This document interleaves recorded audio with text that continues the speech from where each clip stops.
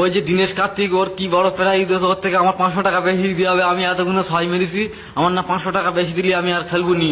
আর আর ওই সেই 18 বল বাকি আসতে এখন আমার লেগে ভাই কি কষ্ট। আর আমি ওই 6 ফয় মেরে ম্যাচ জিতছি। এবি ডিভিলিয়ার আমার খেলছে। আর বিরাট কোহলি একবার শুয়ে পড়ছে, একবার পাক খাচ্ছে, মনে করো আসলে হেরে গেল, কিন্তু আমি রাসেল টাইগার। আমি যে কটা ছয় মেরেছি বিরাট কোহলি এটা দাঁত খুলে পড়ে গেছে দেখে।